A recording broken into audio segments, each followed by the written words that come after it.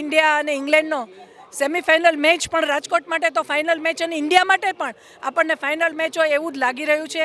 City ન્યૂઝે ખૂબ સુંદર આયોજન કર્યું છે, ખૂબ મોટી સ્ક્રીનમાં બધા એનો લાભ લઈ શકે, આડોશ પાડોશવાળા રાજકોટની જનતા એનો લાભ લઈ શકે એના માટે નીતિનભાઈ નથવાણી અને એની પૂરી ટીમને ખૂબ ખૂબ અભિનંદન. ખૂબ સરસ આયોજન અને એમાંય આટલું સરસ ઇન્ડિયા રમ્યું. એક 253નો સ્કોર અને એને ચેસ કરવા માટે ઇંગ્લેન્ડને આપ્યું છે અને ઇન્ડિયા વર્લ્ડ કપ પણ જીતી જાય અને આવી જ રીતે આપણે સાથે મળીને સૌ વર્લ્ડ કપ પણ જોશું.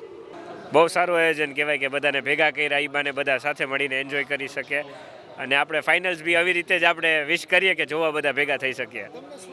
બહુ સારું કહેવાય કે બધા ભેગા ઈ બાને થયા, બધા સાથે એન્જોય કરી શકે ને પોતાના દેશ માટે બધા સાથે ચીયર કરી શકે.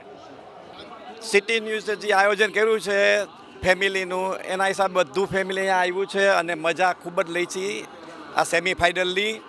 ઘરે તો એકલા કાયમ મેચ જોતા હોય પણ સિટી ન્યૂઝ વાળાએ ઘણી મહેનત કરીને અહીંયા બધાને ભેગા કર્યા છે અને માહોલ એકદમ ક્રિકેટમય બનાવી દીધો છે.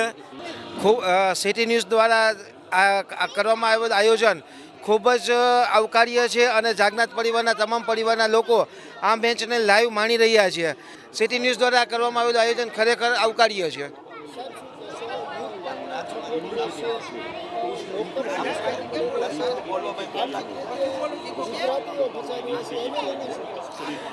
ખરેખર તો યુદ્ધ રોકાઈ જવું જોઈએ. યુદ્ધને કારણે ઘણો આર્થિક ફટકો પડે એમ છે અને ઘણા લોકોનો નરસંહાર થઈ શકે એમ છે. ખરેખર આપણા પીએમએ આગેવાની લઈ અને વચ્ચે રહી અને આને યુદ્ધને પૂર્ણ કરે તો આર્થિક રીતે બી ઘણો બધો ફાયદો થઈ શકે એમ છે, જે ડાયરેક્ટ ઇનડાયરેક્ટ લોકોને મોંઘવારીનો માર પડે એવું લાગે છે. 100% ભારત ફાઇનલ મેચ જીતશે. આજે સેમિફાઇનલ મેચ જોતા ફાઇનલ મેચની અંદરમાં ભારત 100% જીતશે અને સિટી ન્યૂઝ આવું ફાઇનલ મેચનું આયોજન કરે તો મોટામાં મોટો જાહેર લોકો વધારેમાં વધારે આનો લાભ લેશે અને મેચ જોવે.